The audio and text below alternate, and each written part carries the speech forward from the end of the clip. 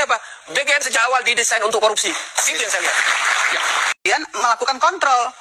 Jadi pembuatan SPPG yang banyak dikejar itu tidak berbanding lurus dengan pengawasan yang dilakukan oleh BGN. Artinya BGN memang makanya banyak sekali terjadi keracunan-keracunan itu. Didesain untuk korupsi BGN. Didesain untuk korupsi. Ya, kenapa? Dari mana? Dari mana? Dia dibuat target sebanyak-banyaknya dapur, bukan target sasaran apa stunting, apa anak yang butuh atau 3T, bukan. Tapi dibikin sebanyak-banyaknya untuk menghabiskan anggaran 268 triliun, ditambah berapa? 50 triliun, 335 triliun yang disiapin, sebanyak-banyaknya. Artinya ketika sejak awal dia diminta untuk menghabiskan anggaran, ya cara apa yang dipakai? Dapur nggak berkualitas, titik sembarangan, malah yang 3T sekarang baru bicara soal mau fokus 3T loh. Selama ini kemana? Padahal kan targetnya kan stunting, orang yang butuh bantuan untuk 3T. Ternyata di kota-kota besar dulu yang dibangun dapur-dapur ya. Kemudian bicara soal insentif 6 juta. Dapur yang disuspend ternyata juga masih dapat insentif. Hari libur juga dapat insentif. Artinya apa? BGN sejak awal didesain untuk korupsi. Itu yang saya lihat. Ya, kita perlu juga melihat secara proporsional bahwa dalam pembangunan dapur mayoritas itu mengikut sertakan pengusaha-pengusaha lokal, pengusaha daerah. Ya. Capex-nya, pembangunan dapurnya, penyediaan lahan, konstruksinya, pelatan dapurnya, dan seterusnya, Capex-nya itu dari swasta. Dari orang-orang kita di daerah yang ingin berpartisipasi. Kemudian OPEX-nya baru dari APBN. Jadi di Capex pembangunan dapur penyediaan ini, itu nggak ada APBN-nya. Ini yang perlu dipahami.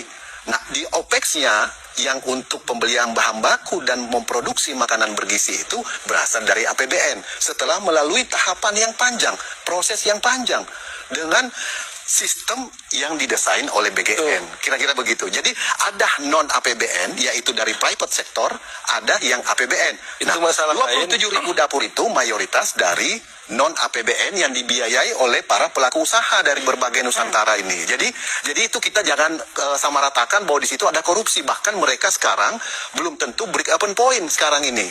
Ya, tapi sebagai pengusaha mereka tentu sudah menghitung ada risiko yang bisa muncul jika sewaktu-waktu dievaluasi atau sewaktu-waktu disuspend atau sewaktu-waktu ada penyesuaian dan seterusnya. Artinya MBG disebut berpihak pengusaha ke lokal kita ini itu pemodal namanya itu. Pengusaha pemodal kita lokal bisa jadi membangun dapur pinjam dari bank. Ketika dia pinjam dari bank, kemudian disuspend, itu pengaruhnya nanti bagaimana pembayaran ansuransinya. Harusnya MBG itu bekerja sama dengan kantin sekolah, dengan tukang masak yang kecil-kecil, bukan dengan pemodal. Itu yang sekarang terjadi. Jadi makanya saya bilang, ini BGN sudah salah sejak di desain awal. Ini memang dirancang untuk korupsi. Kalau dia mau bicara soal pemberdayaan UMKM, dia harusnya dengan kantin sekolah, dengan penjual-penjual yang ada di sekitar sekolah. Gara-gara MBG, kantin bangkrut, penjual-penjual di sekitar sekolah juga bangkrut. Kenapa? Karena berpihak kepada pemodal besar. Dia harus bangun yang namanya dapur-dapur besar. Sementara penjual nasi uduk, penjual kue yang sekitar sekolah, kenapa nggak diberdayakan? Katanya kan untuk pemberdayaan ekonomi masyarakat kecil. Itu yang menurut saya persoalan.